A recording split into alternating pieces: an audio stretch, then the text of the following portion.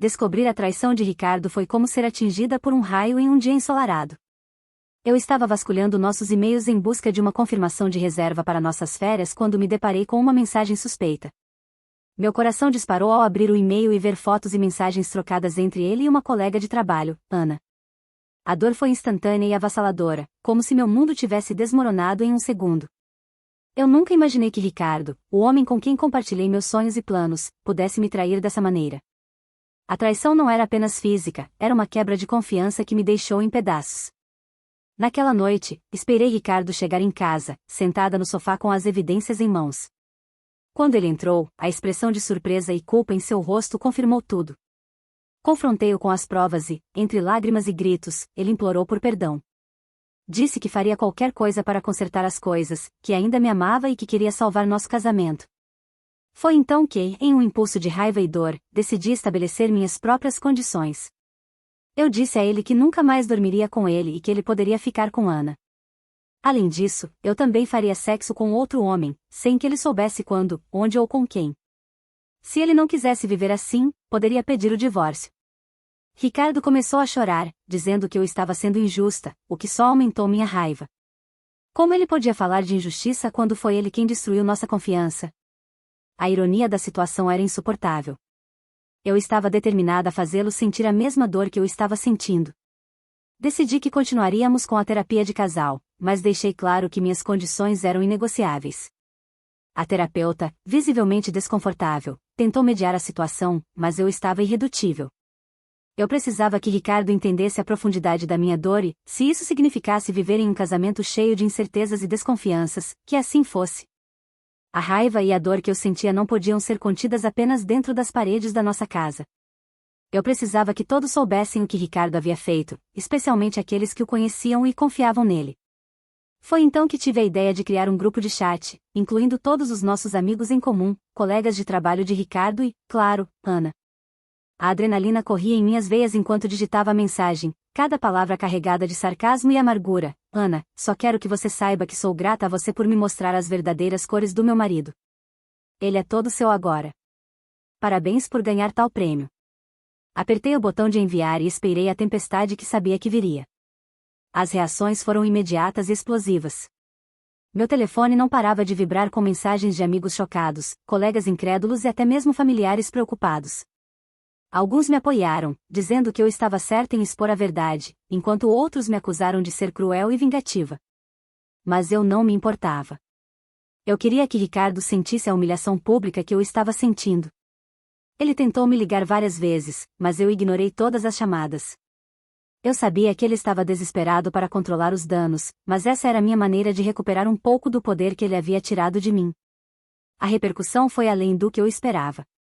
No trabalho, Ricardo enfrentou olhares de julgamento e sussurros pelos corredores. Ana, por sua vez, foi confrontada por colegas que a desprezavam por sua traição. A tensão no ar era palpável, e eu me sentia uma mistura de vingança satisfeita e tristeza profunda. Eu sabia que estava destruindo a reputação de Ricardo, mas, naquele momento, parecia a única maneira de aliviar a dor que ele havia causado. A terapeuta, ao saber do ocorrido, tentou me convencer a reconsiderar minhas ações, mas eu estava determinada. Eu queria que Ricardo e Ana sentissem a mesma vergonha e humilhação que eu estava sentindo. Na sessão de terapia seguinte, eu estava preparada para mais uma rodada de acusações e lágrimas. No entanto, Ricardo parecia diferente. Havia uma seriedade em seus olhos que eu não havia visto antes. Ele respirou fundo e, com a voz trêmula, começou a falar. Mariana, eu preciso te contar algo que vai mudar tudo, ele disse. A terapeuta e eu trocamos olhares curiosos, sem saber o que esperar. Ricardo então revelou que a traição nunca havia acontecido de verdade. Tudo não passava de uma armação para nos proteger de uma ameaça maior. Eu fiquei atonita, sem saber se podia acreditar nele. Ricardo explicou que estava sendo chantageado por um antigo colega de trabalho, um homem perigoso envolvido em atividades criminosas. Esse homem havia descoberto segredos comprometedores sobre mim e ameaçava expor tudo, a menos que Ricardo seguisse suas ordens. A traição foi uma maneira de desviar a atenção do chantagista e ganhar tempo para encontrar uma solução. Ricardo estava desesperado para proteger nossa família e pensou que essa era a única maneira de fazê-lo. A revelação me deixou sem palavras. A raiva e a dor que eu sentia começaram a se misturar com confusão e incredulidade. Ricardo continuou, dizendo que havia contratado um detetive particular para reunir provas contra o chantagista e entregá-las à polícia. Ele estava arriscando tudo para garantir nossa segurança. A terapeuta, visivelmente surpresa, sugeriu que tomássemos um momento para processar tudo isso. Eu me senti traída de uma maneira completamente nova, mas também comecei a entender a profundidade do sacrifício de Ricardo. A situação era muito mais complexa do que eu jamais poderia ter imaginado. Com a revelação de Ricardo ainda ecoando em minha mente, percebi que precisávamos unir forças para enfrentar essa ameaça real. A terapeuta nos ajudou a traçar um plano de ação, e, pela primeira vez em meses, senti que estávamos trabalhando juntos novamente. Ricardo me apresentou ao detetive particular que ele havia contratado, um homem chamado Eduardo, que já tinha coletado algumas provas contra o chantagista. Eduardo nos explicou que o chantagista, chamado Marcos, era um ex-colega de Ricardo que havia se envolvido em atividades ilegais e agora estava tentando usar nosso segredo para se proteger. A tensão era palpável enquanto Eduardo nos mostrava fotos e gravações que ele havia conseguido. Marcos era mais perigoso do que eu imaginava. Ele tinha conexões com o submundo do crime e não hesitaria em usar violência para conseguir o que queria. Ricardo e eu passamos noites em claro, discutindo estratégias e revisando as provas. Cada nova descoberta aumentava minha ansiedade, mas também fortalecia minha determinação. Eu sabia que, apesar de tudo, Ricardo estava fazendo isso para nos proteger, e isso me deu uma nova perspectiva sobre nosso relacionamento. Finalmente, com as provas em mãos, Eduardo conseguiu marcar uma reunião com um contato na polícia que estava disposto a nos ajudar. A operação para prender Marcos foi meticulosamente planejada, e Ricardo e eu estávamos no centro de tudo. No dia da operação, meu coração batia acelerado, mas eu sabia que não podíamos voltar atrás.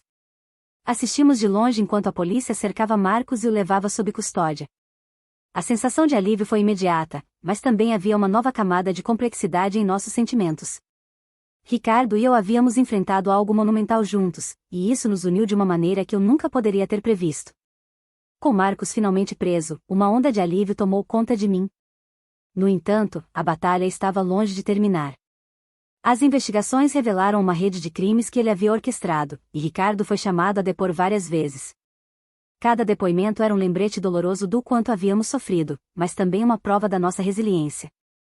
Durante esse período, Ricardo e eu continuamos a terapia, não apenas para curar nossas feridas emocionais, mas também para fortalecer nossa união. A terapeuta nos ajudou a navegar por essa nova fase, e, aos poucos, começamos a reconstruir a confiança entre nós.